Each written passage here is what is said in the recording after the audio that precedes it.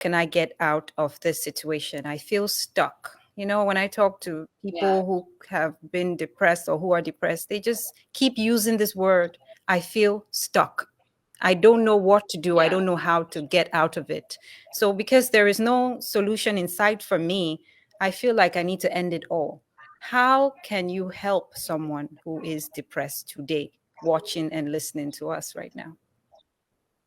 Well, first of all, the reason why depressed people they don't seek help, most of them they don't seek help, is because first of all, they don't believe that help is available for them. They don't believe that help is available for them, and that is the fourth cause. That is the fourth cause. I didn't even mention it. That is the fourth cause of depression. Not available. The thought that you believe that something is not available to you. Oh, I want this thing, but it's not available. I want this woman, she is not available. I want a house, it's not available for me. I want to own this thing, this car, but it's not available for me. That is the first real background. If you want to look into everyone that is depressed, all these four things that I've named, everything, it's either one of these four. Not following your heart desires, the harsh and hurtful, what you say to yourself, oh, it's not available to me, and the lack of connection. Okay, so depressed people, the first belief they have is that help is not available for them. And if you tell them now that help is available for them, they will sit and they'll be like, but I don't deserve it.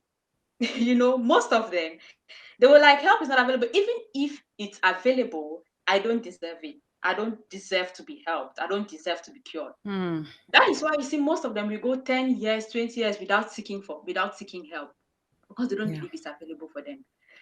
But what I want to let you know is help is actually available for you.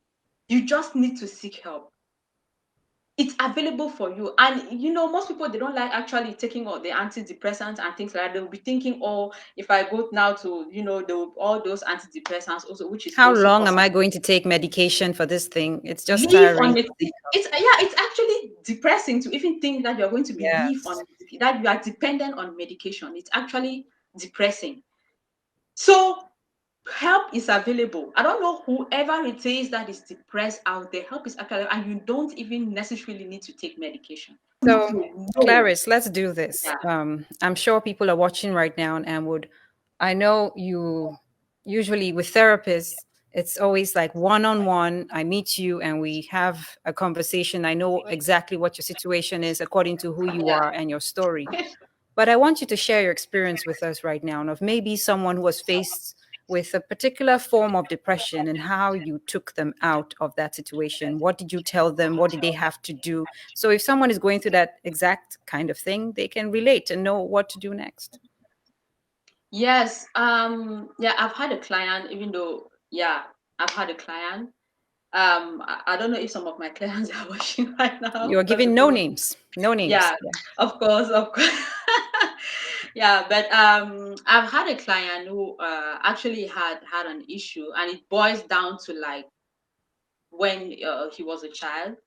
It boils down to when he was a child, and he believed that nothing was available to him because we noticed that as a child he was never being the parents, they were never there. He was always alone, always alone. So he grew up with that feeling, with that idea, with that belief. Because, like I said, it's not what happened; it's the belief that we form. That is what is causing us to be depressed. Is the belief. Because if your mom, as children, the only thing we need is our parents. We need their love. We need their attention. We need to know that they love us. We need to know that that they see us. And that is why you see with children, they throw tantrums. They do the things that you ask them not to do because they want your attention. You see, even with teenagers, you tell them, or with kids, you tell them, I don't want to see you. And like our parents, they will say, I don't want to see you with this person. It's a bad influence. Do not smoke. But your children, they will go and be with that person. Come back home at 6, don't come back at 9. They will come back at 9. They will smoke, they will drink because they want to get your attention. Every attention is an attention, even if it's a negative attention. So that is what we want. So with this client, he was always alone. The parents, they were never there. They never paid attention to him. He was always in every situation was alone. So he grew up with that feeling that anything that he wants, love is not available for him. Love is not available for him. So he grew up with that. So I took him, yeah, he actually suffered. In the present day, he cannot hold the relationship, he cannot be committed because he believes that, okay, if this person is with me, that means it's for something.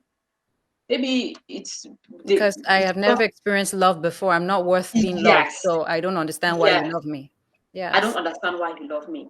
Hmm. So it's for something. It's in my money, it's for something. So you don't love me. They don't actually believe that someone. So for him now, he believes that if his own parents, mom, they preferred something else, they prefer their jobs, that then they didn't love him. So he grew up with that belief that love is not available for me. Nothing is available for me. So right now he's depressed because yeah, he cannot have a relationship, he cannot have any. Each time he have someone, when they show him love or they are close to him, he look for a way to, he just, leave. He leaves, and when he leaves and when he's alone, he's lonely and he feels depressed. But when he finds someone, no, he shies.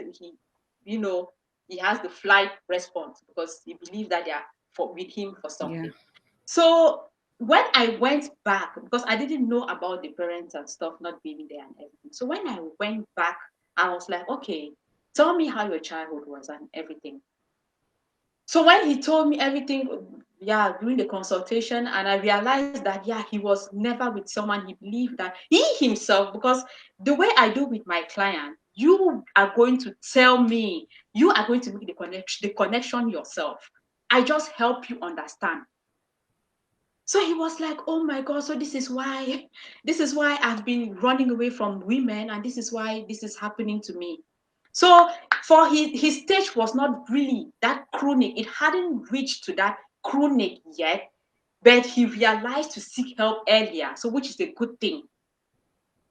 It I do was agree. getting there. I Yes. like that you went back to his backstory, because some people don't Yeah. understand that that's really the root of your depression. It's not today, Yeah. it's not you losing that job, it's not you losing that partner.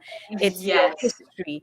It's the It's fact that you were abandoned as a child, you're not shown enough love. It's the fact that you hardly had friends growing up, so you always feel that lonely streak, like you don't belong anywhere. It's the fact that yes. your parents always put in your mind that you're a failure and you expect That to you're a fail. So failure. when you fail, Yeah. So you're hurt it's by that preventing you expectation. right now to Yes, even so taking chances it in goes life. back in Uh, time. so Yeah. that is what we do. That is the difference with our therapy. We take you back, like, because everything, if you look at every situation, everything stems back from childhood, because that is when our subconscious, between when you are born, your mind is like a computer. When you buy a computer, and it's just that it has its internal whatever, but you need to upload things there before you can really function with it. That is how we are born. Our mind has its internal, building built internally the way it is, but it's actually empty. Nothing is in there. So for the first 7 years of your life, from when you were born, everything that gets into it, whatever you see, whatever you hear, is getting stored into it, just like when you upload things into your computer. It is getting into your mind. Whatever you see, whatever you hear, that is your conscious mind is not there yet, it's not present. Your conscious mind, that is why it's hard sometimes for you to remember what happened when you were a child, when you were a baby. Can you actually remember what happened when you were 4 or 3 years old? I mean, maybe you can remember some, or your parents, or they told you some that, yeah, this is what happened. But can you really remember what happened? It's because your conscious mind was not really active by that time. So it's the subconscious mind. So all whatever you see, whatever you hear, your subconscious mind takes it, and it becomes like a habit, your habit that is being formed. So it everything is being planted there. So now, as an adult, now we are programmed. Whatever we do now is from the programming. That is like a programming. It's from the programs that we had during that moment, the first 7 years of our life. It's from that programming.